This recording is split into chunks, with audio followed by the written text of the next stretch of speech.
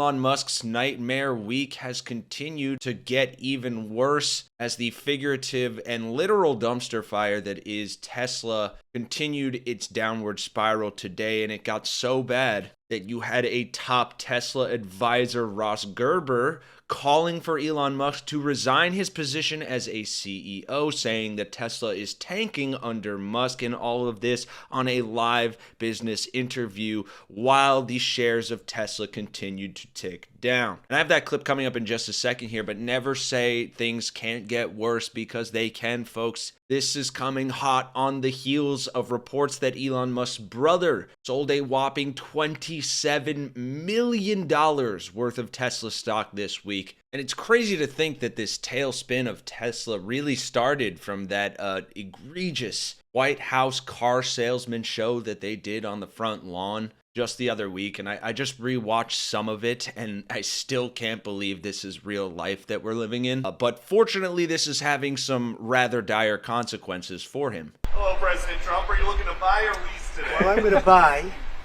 And I'm going to buy because, number one, it's a great product, as good as it gets.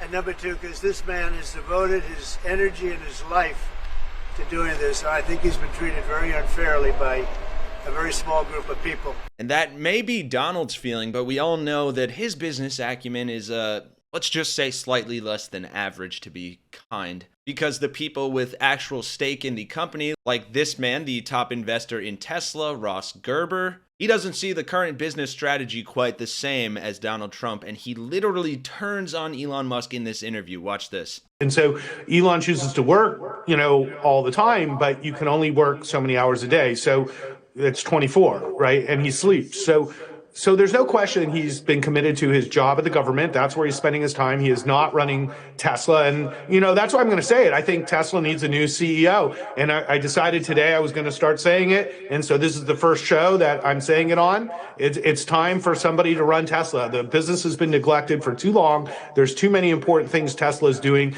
So either Elon should come back to Tesla and be the CEO of Tesla and give up his other jobs, or he should focus on the government and keep doing what he's doing, but find a suitable CEO for Tesla.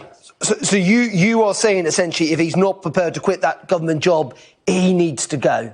Yeah, I think it's time. But while he's right about the fact that Elon Musk should step down from Tesla for its own good, there are two counter arguments I would like to make to his other points of Musk continuing his work with the Department of Gaslighting Everyone. First and foremost, as this creator brilliantly and sardonically puts it, Elon Musk is a scam artist. He does not have any true business acumen other than being born rich and scamming his way into the head of these companies that he runs. And also, even the work he is doing with the Department of Government Efficiency, as we've seen, is incredibly damaging not only to Americans who've lost their jobs, but people are dying from his cuts. Here's a little background of Musk's business history. Musk is a weird loser, but is he a scam? Find out on my recurring segment, Is It a Scam Yet? He's been around Silicon Valley for a long time, first being fired as the CEO of X-Bank and then being kicked out as the CEO of PayPal. But he's most known for founding Tesla. And by founding, I mean not founding, investing, kicking out the founders, and then later making a large settlement that allowed him to claim he was the founder. But his true passions are saying things out loud that aren't true and making predictions that don't happen. In 2011, he said we'd be to Mars in 10 years. Then in 2017, he said we'd be there by 2022. He's constantly claimed that we were moments away from full self-driving cars. He also said that by 2020, if you buy a Tesla, it will be able to work during the day without your help as a robo-taxi, going so far as to showing a completely fake app. In 2014, he promised that your car would be able to swap its battery within minutes so that he could get a bunch of government subsidies, numerous tunnel projects, and then ghosted all of the cities he was working with. The only tunnel he did build was in Las Vegas, which he said would be fully autonomous, but instead is just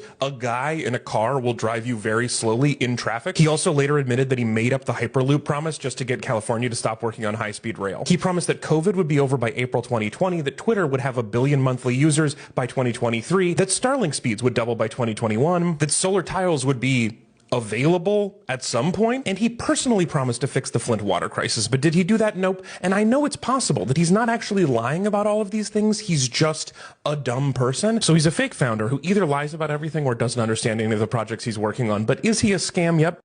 Brilliantly put and exposed, but here, unfortunately, is deeply disturbing reporting from just yesterday about the disastrous consequences of DOGE's cuts to USAID. I want to bring in New York Times columnist Nicholas Kristof, who just finished a reporting trip to South Sudan to look at the impacts already from cutting foreign aid. And Nicholas, you write that people have already died because of these cuts to USAID. Now, a judge is saying these cuts are unconstitutional in multiple ways, ordering things to be restored. But is it too late?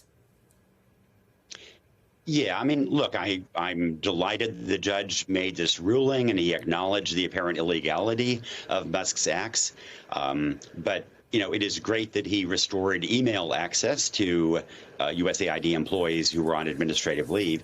But this doesn't actually reverse the cancellation of programs that were keeping people alive.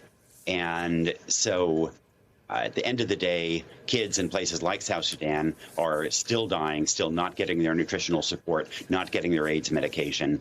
And that fundamentally is what has to happen to keep people alive. You write about children dying because they didn't have medicine for HIV or the kind of basic food needs that were there for families to keep people from starving. And this is a line that you write that really, really got me. You never forget the sight of children starving to death. So I wish White House officials could have been with me on this trip to South Sudan, where 70% of nutrition assistance has come from the United States. Tell us more about what you saw with your own eyes and what you heard from people there. What are the stories that are just now seared into your memory? Anna, the thing that just, I think, shattered me the most was I was way off in the northwest corner of South Sudan, and I visited an area that traditionally had not had health care. And some women were dying routinely in childbirth, and newborns were dying. And then in December, a U.S.-funded maternity clinic had opened there. And, so I show up at the clinic, I ask questions, and people mistakenly assume that I'm somehow responsible for bringing this maternity clinic. And everybody is thanking me. They're thanking America for its generosity. They're saying that women are safe here now. A woman who was then in labor wants to name her baby after me. And what they don't know is that because of Musk's decisions, they've just canceled that program, and that maternity clinic is now about to close. And those women, again, are going to be bleeding to death in the dust there.